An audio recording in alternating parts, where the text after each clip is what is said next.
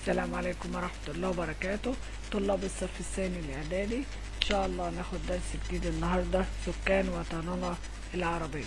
تعالوا نشوف سكان الوطن العربي وربنا وهبهم إيه.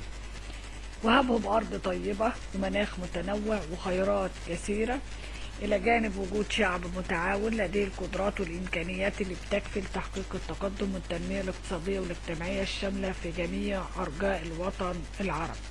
ليه؟ قال لي لأن شعب الوطن العربي بيتميز بعدة مميزات. أولها بينتمي كله لأصل واحد. اتنين بتجمع وحدة المكان، لأن كل دول الوطن العربي موجودة في مكان واحد.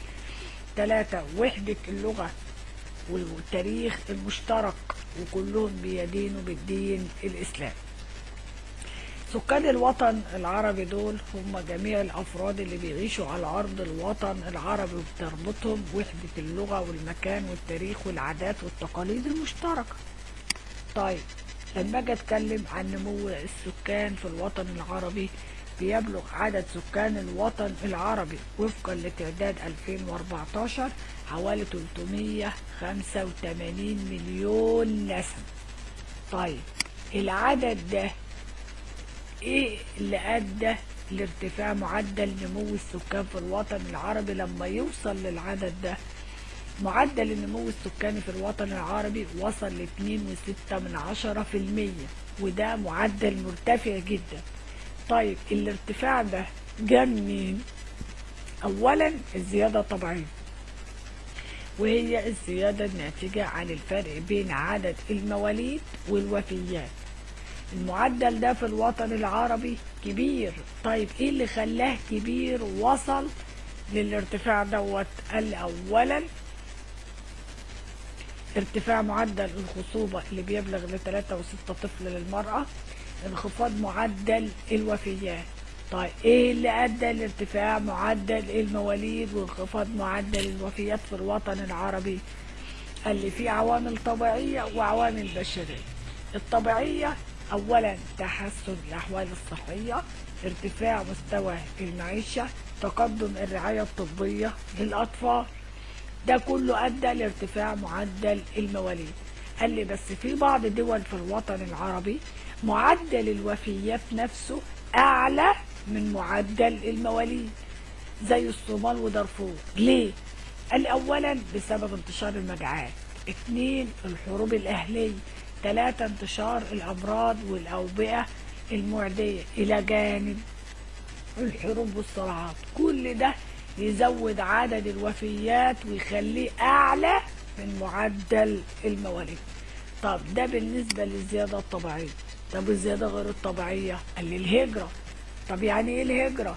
قال لي انتقال الفرد من منطقة لأخرى بغرض الإقامة والعمل، مما يؤثر على نمو السكان. طيب انواع الهجرة؟ قال لي نوعين. في الهجرة الداخلية لانتقال الفرد داخل حدود الدولة، زي هجرة أهل الريف للمدن أو من مدينة لمدينة. اتنين الهجرة الخارجية لانتقال الفرد خارج حدود الدولة، زي السفر إلى دولة خارجية زي دول الخليج العربي أو الدول الأوروبية أو الأمريكية. المهم إنه بيخرج خارج حدود الدولة، عشان كده بيطلق عليها هجرة خارجية. طيب إيه هي النتائج المترتبة على الهجرة الخارجية؟ الارتفاع الكثافة السكانية في المدن المستقبلة للهجرة، وقلة عدد السكان في الريف اللي هم بيهاجروا من الريف للمدن، اللي هي الهجرة الايه؟ الداخلية اللي احنا قلنا عليه. ظهور المدن العشوائية اللي خارج المدن الكبرى، زيادة عدد سكان الدول المستقبلة للمهاجرين زي دول الخليج العربي أو الدول الأوروبية اللي بيهاجر إليها سكان الوطن العربي. تعالوا نشوف بقى توزيع السكان والكثافة السكانية في الوطن العربي. اللون الغامق قوي ده معناه ان الكثافة السكانية مرتفعة جدا، ودي موجودة فين؟ اقول له الكثافة السكانية المرتفعة جدا موجودة في وادي النيل والدلتا في مصر. طيب قال لي في كثافة متوسطة موجودة فين؟ اقول له موجودة على سواحل الوطن العربي الشمالية، المناطق الساحلية، زي ايه؟ زي زي موجودة في سوريا وبلاد العراق والأردن وفلسطين، هي مناطق الساحلية على البحر المتوسط في الجزء الآسيوي، إلى جانب سواحل أفريقيا الشمالية كلها اللي هي السواحل الشمالية للوطن العربي في مصر وليبيا وتونس والجزائر والمغرب، وبعض الدول زي السودان، جمهورية السودان الشمالية، وبعض أجزاء من الصومال والجزء بتاع اليمن وجزء من السعودية، إلى جانب عمان والإمارات وقطر والبحرين والكويت. دول كلها مناطق متوسطة الكثافة. أما المناطق المنخفضة الكثافة فدي المناطق اللي هي الصحراوية اللي بعيدة عن السواحل، زي مناطق الواحات زي الداخلة والخارجة وسيوة والفرافرة في مصر والفيوم، وزي الكفرة في ليبيا، وبعض المناطق في الدول العربية الأخرى.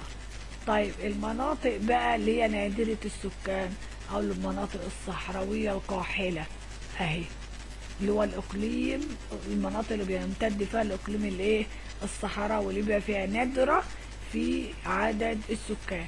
وعندي برضو مناطق متوسطة الكثافة زي المدن الصناعية والمدن الكبرى زي مدينة الإسكندرية والقاهرة والعاشر و6 أكتوبر في مصر، اللي بيتوفر فيها فرص العمل، فدي بلاقي فيها برضو نسبة كثافة متوسطة. ده بالنسبة لتوزيع الكثافة السكانية في الوطن العربي. طيب معنى كلمة الكثافة السكانية هي عدد السكان بالنسبة لمساحة الأرض المقيمين عليها. طيب هيجي لي سؤال هنا ويقول لي ليه بيختلف توزيع السكان من منطقة لأخرى في الوطن العربي وأحيانا داخل الدولة الواحدة؟ السبب إيه؟ قال لي أولا في عوامل طبيعية وعوامل بشرية. العوامل الطبيعية زي ايه؟ قالوا موارد المياه العذبة والتربة الخصبة. طيب هلاقي تركز السكان فين؟ أو السهول الفيضية حوالين مجاري الأنهار زي نهر النيل في مصر والسودان، جوبا وشبيلي في الصومال، دجلة والفرات في العراق، العاصي في سوريا، الليطاني في لبنان، والأردن في الأردن.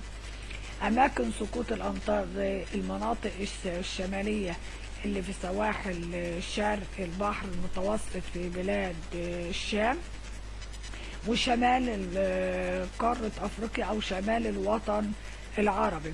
مناطق المياه الجوفية زي مناطق الواحات زي ما احنا قلنا سيوة والداخلة والخارجة والفرافرة والوادي الجديد بمصر والكفرة في ليبيا. بالنسبة للنوع الثاني هو التضاريس، اللي بيتركز عدد السكان في المناطق الساحلية المنبسطة زي السهول الساحلية والسهول الفيضية، بيقل عدد السكان فوق المرتفعات بسبب وصول استغلال الأراضي دي وورود سطحها. ده بالنسبة للتضاريس. ثالث حاجة المناخ، بيتركز السكان في المناطق اللي مناخها معتدل وممطر، وبيقلوا في المناطق شديدة الحرارة وشديدة الجفاف وشديدة البرودة بيبعدوا عنها. أما المناطق اللي مناخها معتدل وفيها أمطار بلاقي فيها نسبة كبيرة من عدد السكان.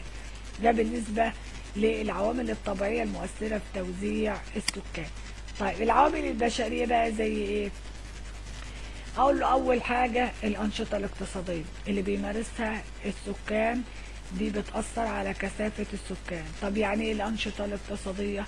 اقول له انشطة بيمارسها البشر في اطار القانون تدر عليهم دخل حلال. اول حاجة في الانشطة الاقتصادية عليها الزراعة، ودي بترتفع فيها الكثافة في المناطق الزراعية سواء في السهول الفيضية أو الساحلية زي مصر والسودان والعراق ولبنان. دي بلاد زراعية بلاقي فيها نسبة كبيرة من السكان بتشتغل بمهنة الزراعة. تاني حاجة الصناعة، دي بترتفع الكثافة السكانية في المدن الصناعية زي ما أنا قلت القاهرة والإسكندرية وطنطا بمصر، إلى جانب العاشر و6 أكتوبر اللي بيتوفر فيها الشركات والمصانع بتوفر فرص عمل للسكان. 3 مهنة الرعي، ودي بتنخفض فيها الكثافة السكانية لأنها بتبقى في المناطق الرعوية في الصحاري العربية، بلاقي نسبة قليلة جدا من السكان بتشتغل بالحرفة دي. 4 التعدين، بيتركز سكان كثيرة في التعدين واستخراج مصادر الطاقة لتوفر فرص العمل وارتفاع الدخل. يبقى في التعدين سواء لاستخراج المعادن او استخراج مصادر الطاقة هلاقي فرص عمل، هلاقي نسبة كبيرة من السكان. يبقى بيتركز عدد السكان في الزراعة والصناعة والتعدين، وبيقل عدد السكان في مهنة الرعي. ده بالنسبة للأنشطة الاقتصادية، دي أول عامل من العوامل البشرية.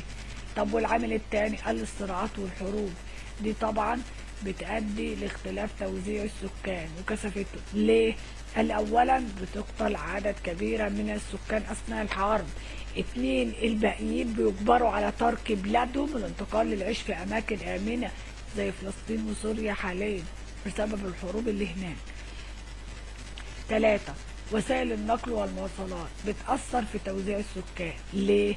قال المناطق اللي بيتوفر لها وسائل النقل والمواصلات وتمهيد الطرق بتجذب السكان للإقامة والاستقرار والعمل. أما عدم توفر وسائل النقل والمواصلات بيؤدي إلى طرد السكان من المكان وانصرافهم عنه، وعدم وجود كثافة سكانية كبيرة في المناطق دي كلها عوامل طبيعية وبشرية أدت إلى حاجة اسمها المشكلة السكانية. طيب إيه هو سبب المشكلة السكانية؟ هو الخلل في توزيع السكان في الوطن العربي. طيب يعني إيه كلمة المشكلة السكانية؟ هي العلاقة غير المتوازنة بين عدد السكان والموارد المتاحة. طيب نتائج المشكلة السكانية إيه؟ قال لي دول لديها زيادة سكانية وقلة في الموارد وارتفاع في معدل البطالة، زي مين؟ أو سوريا ولبنان ومصر. طيب دول تعاني من نقص في السكان وزيادة في الموارد، أو دول الخليج العربي زي السعودية والكويت وليبيا. كده الدرس خلص، واتمنى تكونوا فهمتوه واستمتعتوا بيه، وان شاء الله نتقابل في الدرس الجاي. واتمنى لو في اي حاجة تعرفوني في التعليقات ان شاء الله. اتمنى لكم مزيد من